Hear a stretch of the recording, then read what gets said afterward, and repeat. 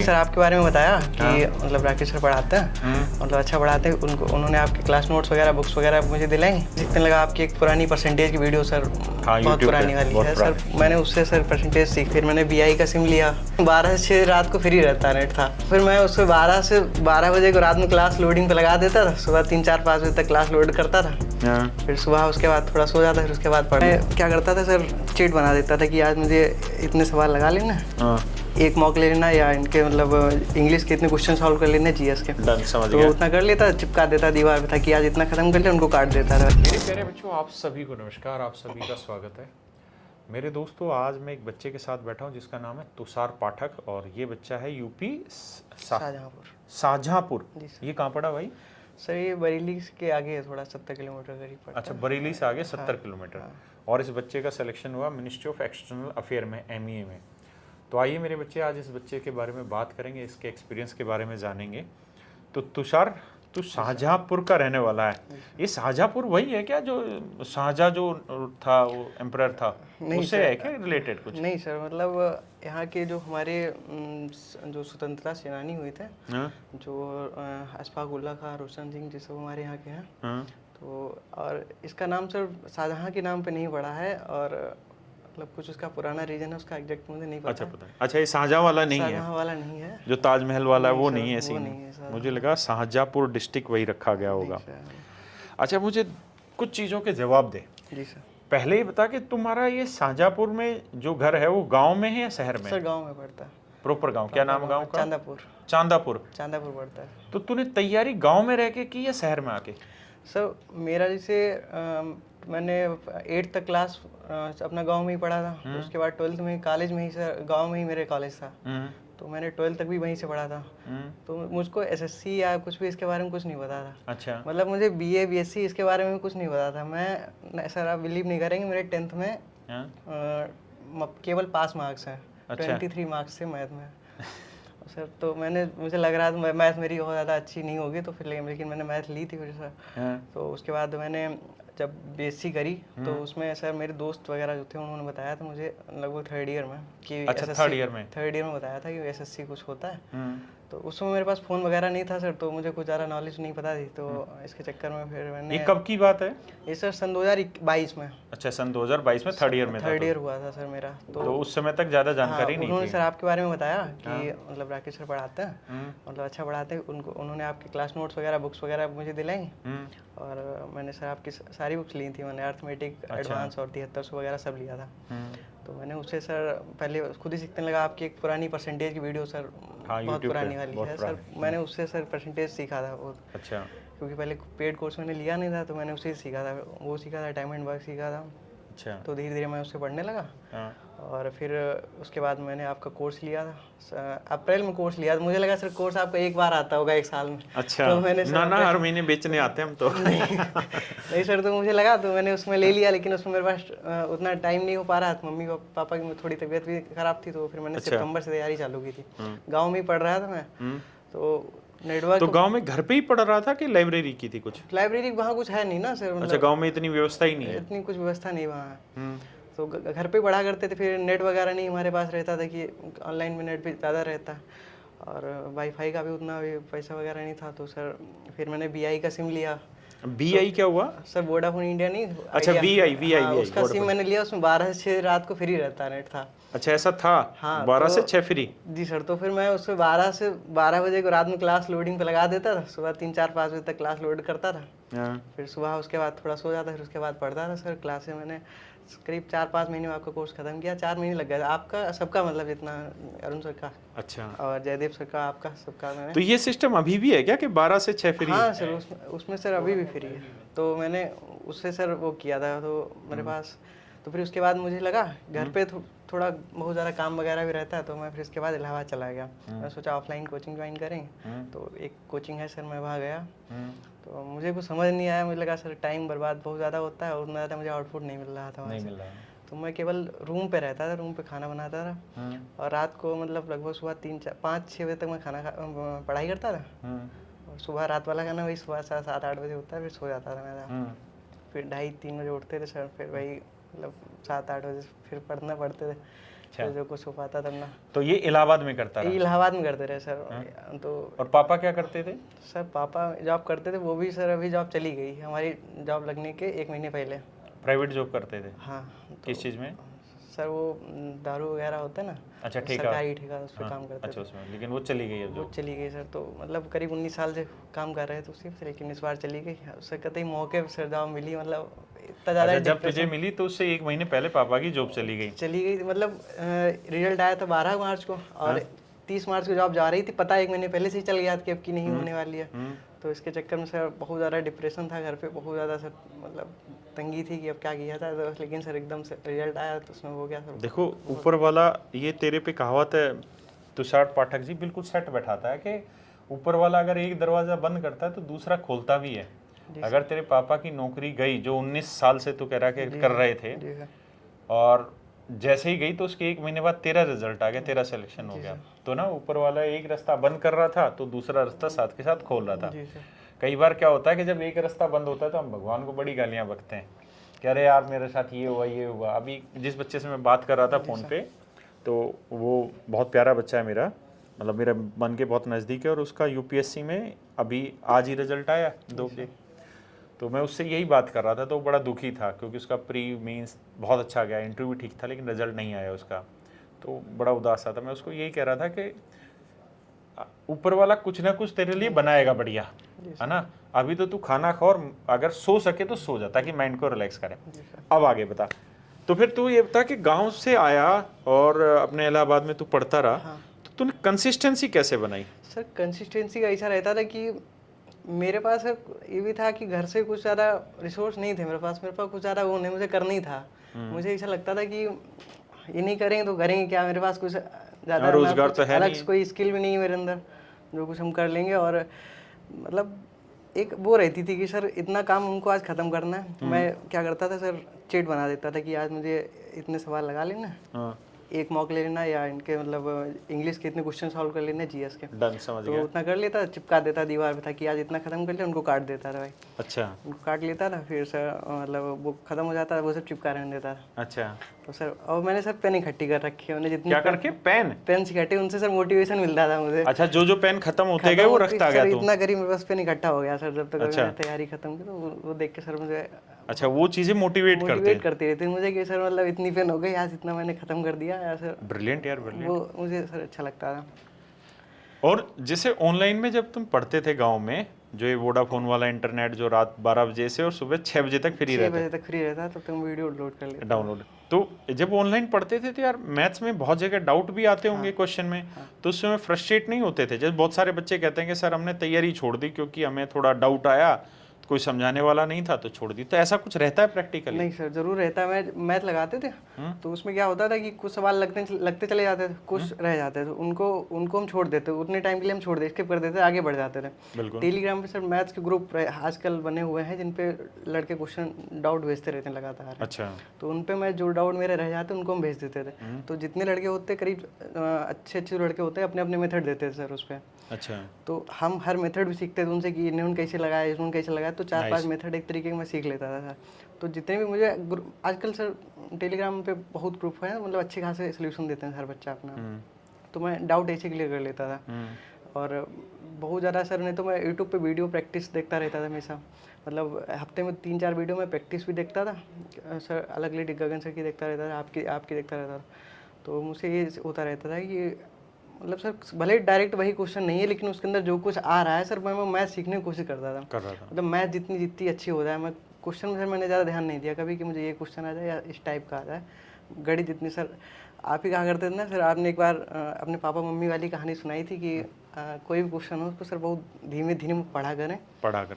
तो मतलब कितना बेकार क्वेश्चन हो सर, हम बहुत आराम पढ़ते तो सर बड़े आराम से समझ में आ जाता। एक बार में नहीं आएगा, 2 बार में नहीं आएगा, लेकिन आ जाता सर समझ में, ये चीज़ रहती थी।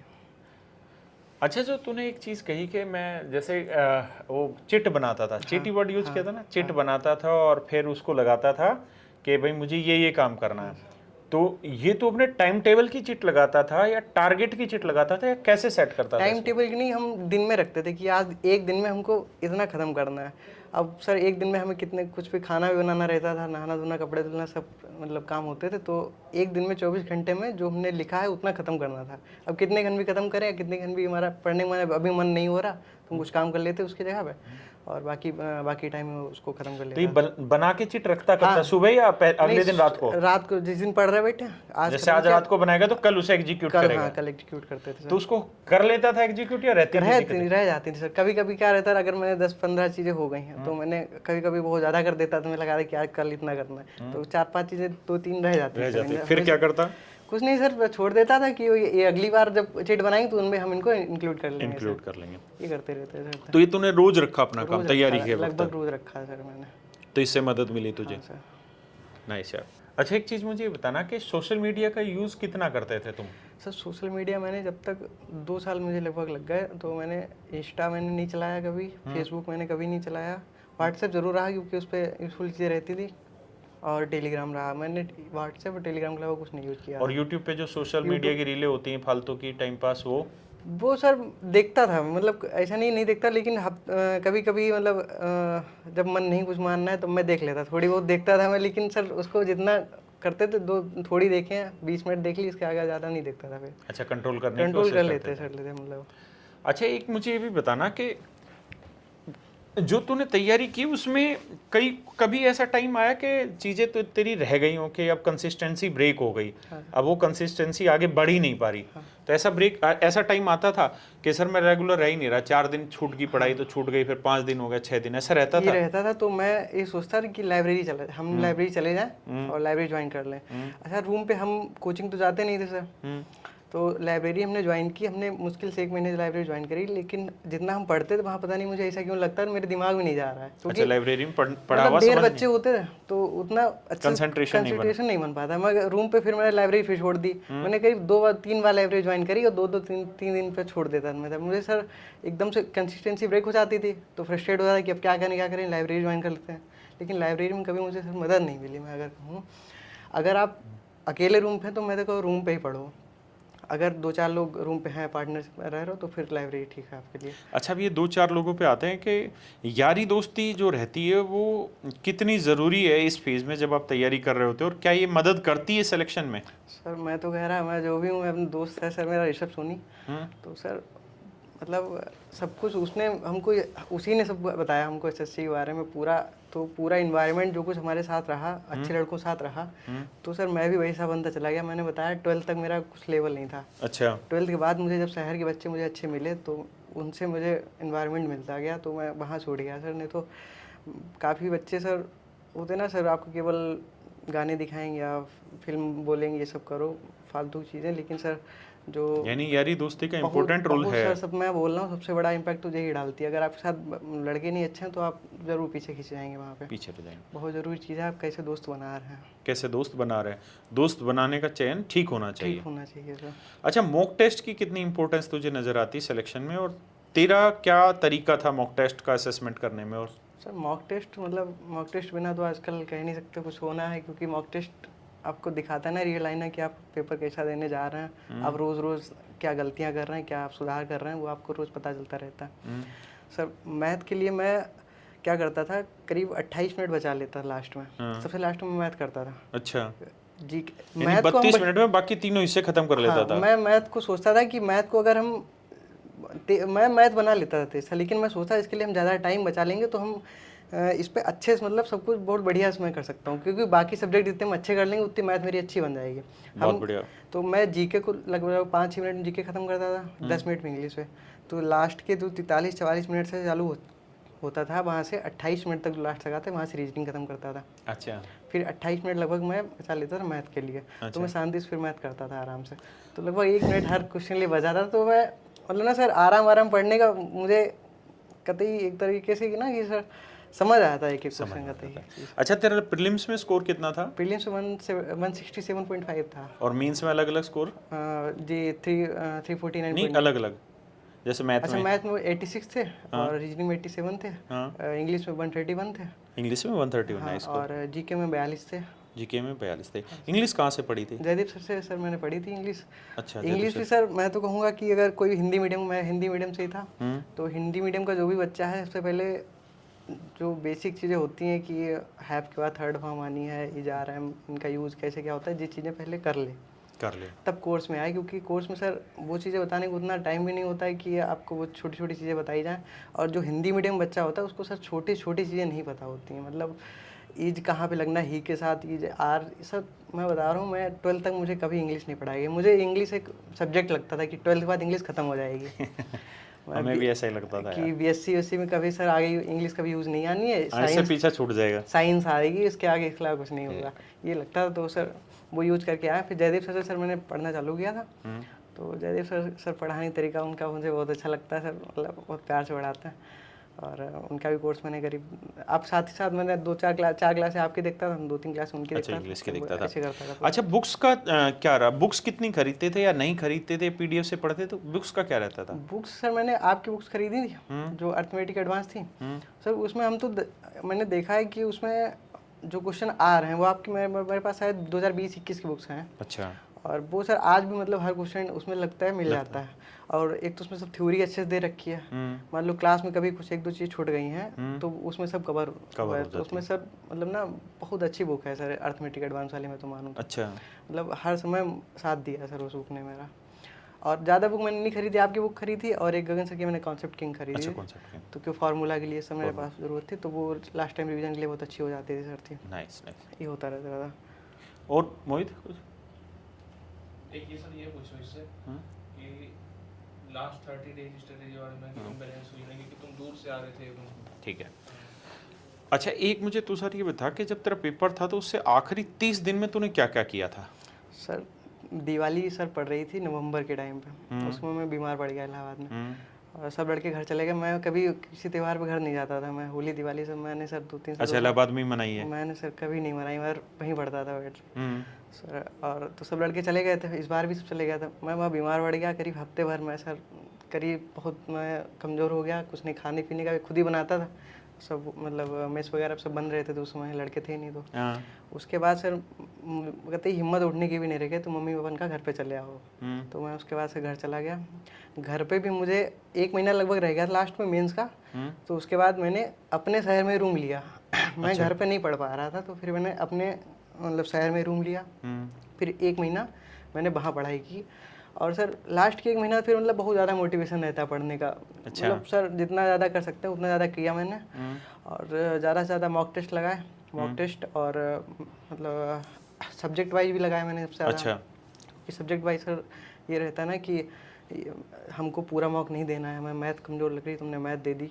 हमको इंग्लिश कमज़ोर लग रहा है, तुमने इंग्लिश दे दिया। और जो उसमें मुझे पॉइंट्स मिल जाते थे कि ये हमारा गलत हुआ है या इसमें मुझे कुछ लिखना चाहिए, तो मैं एक पावर कॉपी बना रखी सर मैंने। क्या बना रखी सर? मतलब मैंने अपने आप नाम दे रखा पावर कॉपी सर, बोलता हूँ मैं। Power copy. और क्या लिखता था उसमें? सर उसमें मतलब जो कुछ मिक्स रहता था, इंग्लिश, रीजनिंग, मैथ, सब जो कुछ मतलब वैसी चीज़ें मिल जाती थी कि जो मुझे नहीं पता है या मुझे जो इंपॉर्टेंट लग रही, वो मैं सब मिक्स करते लिखता जाता था। अच्छा। जैसे सर छोटे पे जीके की बुक आती थी 10 रुपए की, तो वैसे उसको पढ़ते तो इंटरेस्टिंग लगता था सर, मिक्स लगता था। तो उसको सब उसमें सारे सब्जेक्ट सब बढ़िया बढ़िया पॉइंट सब मैंने लिख रखे, तो वो सब मुझे अच्छा लगता है पढ़ता, मतलब बोर नहीं होते, तो सब खाली टाइम में वो पढ़ लिया। कुछ भी खाना बनाते बनाते सर क्लास देखते रहते थे।